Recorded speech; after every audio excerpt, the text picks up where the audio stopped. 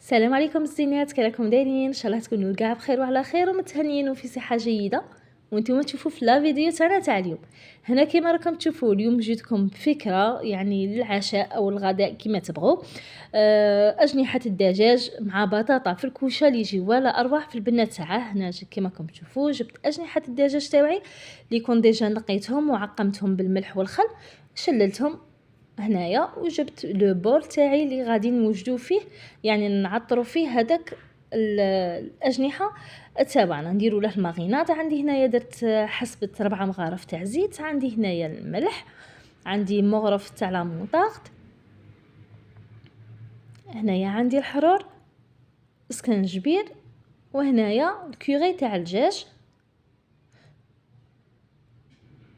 هنا عندي 2 سنينات تاع ثوم،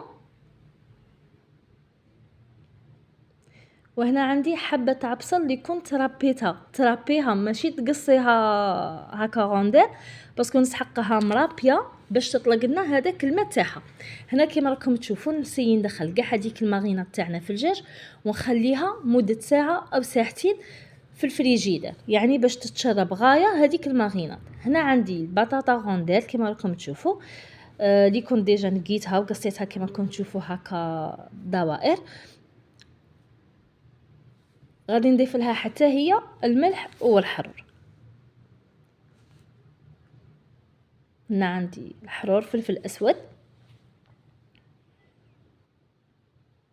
وهنايا نجيب البلا تاعي ونحطها كاع فوق البلا.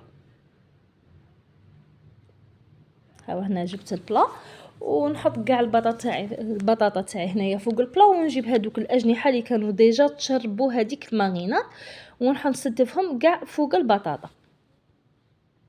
يعني ان شاء الله الفيديو يكون واضح معاكم.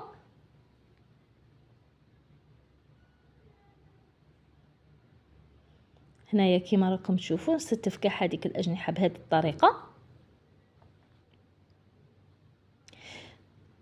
هنا لكان وصلتي حتى لهنايا لا فيديو ما تنسيش بارطاجي لا فيديو مع صحاباتك وحباباتك باش تكبر اللمه تاعنا،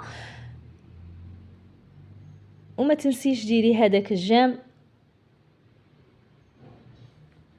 وهنايا كيما راكم تشوفوا يعني هذاك لو بول بقى فيه البصله مرابيه، درت له كاس تاع ما وخلطتها مليح وحطيته فوق البطاطا. هنا كيما راكم تشوفوا حطيت الدهن فوق البلا تاعنا، يعني فوق الدجاج.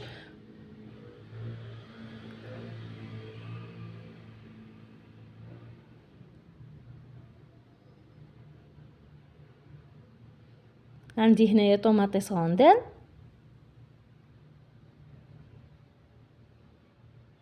ودرت انا هنايا كان عندي شويه تعليم، درت غونديل برك تعليم حطيته هنايا في الوسطيله. كان ما عندكمش الليم يعني ما كانش مشكل.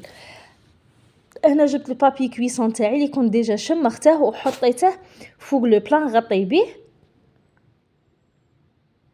ونجيب لو بابي الومنيوم نغطي به تاني فوق لو بابي كويسون، يعني باش البطاطا تاعنا طيب غير في هذيك لا فابور، يعني لا فابور ما تخرجش برا على البلا.